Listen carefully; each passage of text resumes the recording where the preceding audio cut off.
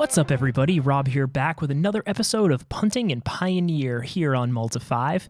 And this week I got a pretty spicy follow-up to a video I made a couple weeks ago. This is kind of a second version or another iteration of a green-white mid-range deck. Basically, I love Selesnya decks, I love mid-range decks, and my goal in Pioneer is to just keep smashing stuff together until something works. I know a lot of creators and players do kind of like a singleton test where they put a bunch of cards in a deck and see which ones work well. I'm not going that hard. I am doing play sets. I am doing 3 to 4 of a card. But this version is a little different from the first version. I'm running way more mana dorks just to try to ramp into some of these 3-drops. Doing a lot more value stuff with Courser of Crewfix, Tireless Tracker. Heart of Kirin is just kind of a more resilient threat I'm trying out. Warden of the First Tree is the new 1-drop I'm playing. The first version I played had a Experiment 1, which is a very aggressively slanted creature. But Warden of the First Tree is just a really cool card. I know it was kind of only ever played in the Abzan aggro decks of that era of Standard. And to be honest with you, I have a playset of these in paper that I've literally never, ever used. And I've seen it popping up in some Pioneer lists. So I was like, hey, you know what? This seems like a cool shell. You don't need black to make it work. It's a pretty good green-white card as well. So I'm interested to see how this plays out. What else do we got? We got 2 Declaration Stones as kind of a catch-all creature removal, a 1-off Scavenging Ooze for graveyard strategies. I'm thinking this is probably supposed to be a lot more, just considering how popular things like Dredgeless Dredge and Phoenix are. You probably need some more graveyard hate. But what are you going to do? I got 3 Dromica's Commands as just value cards. It can function as removal. It can function as a way to get rid of problematic enchantments, and it can just make your team bigger, get in that last point of damage. Voice Resurgence, just if you're making a Selesnya mid-range deck and you're not playing Voice Resurgence, you're doing it wrong. This card is just value, value, value. It's so resilient. It leaves behind a beater of a body. It makes control decks and other mid-range decks, like basically black-based mid-range decks, a real nightmare.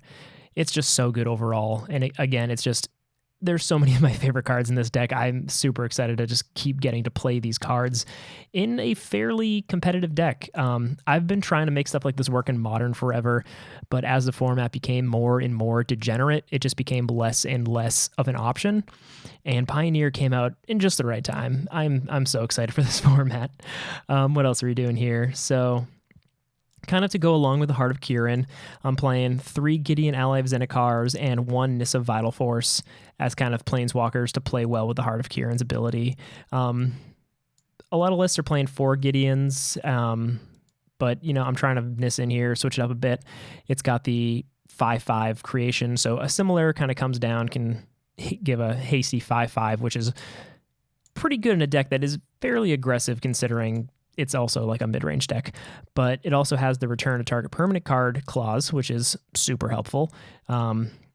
With the deck that's almost entirely permanents, the ability to just bring something helpful back, bring a Courser or a Tireless Tracker back when you just need to get some more value, bring a Heart of Kirin back against a control player who has not much removal for this type of card.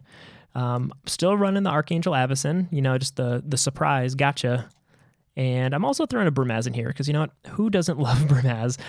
This card can take over a game real fast, and in the few situations where you can go like Temple Garden, Elvish Mystic, Sunpetal Grove, turn 2, Brimaz, I mean, that if they don't kill it that turn, you're just going to start beating down for so much. It's also a huge roadblock for any kind of aggressive deck. So I think Brimaz will do some work in a deck like this. And yeah, that's my take on green-white mid-range this time around. I'm pretty excited there. Sideboard, you know, we got another Archangel Avacyn. It's really good against control. Just having flash and the ability to protect your team from wrath is really good. I'm running 2 Settle the Wreckages against very aggressive decks. I mean, Pioneer right now is basically all just like monocolored aggro. You got your chonky reds, you got your mono green stompies, you got your mono black vampire aggro. There's white weenies running around. I love that deck personally. I think there's mono blue. I mean, there's so much stuff, and not to mention just any other combination of aggro deck. Knight of Autumn is just another utility player. I had like a Reclamation Sage in there, but why would you run that card when you can just have more options? 2 Phyrexian Revokers against Planeswalker decks, or just something you need to turn off. A couple Sundering Growths. I like Sundering Growth because it's easy to cast in this deck, and it also has the Populate mechanic, which plays very well with Voice of Resurgence tokens, as well as Gideon tokens. It was a little bit better in my previous version because I was also running History of Benalia, which makes a lot of tokens, but I think it's still good. I think I'm still going to get some tokens out of it. And yeah, why not? A couple Devout Decrees, just, get rid of some problematic permanents. A couple more Declaration in Stone against go wide decks, just aggressive decks. It's good against Phoenix. And Shaper Sanctuary, if you go up against like Mardu Midrange, they're killing you with 10,000 removal spells. It's a good card to have, a lot of value. So there you have it. I'm going to take it through a league this time. Going to record some more videos. Have a little bit of time tonight to go deep, do more than one match.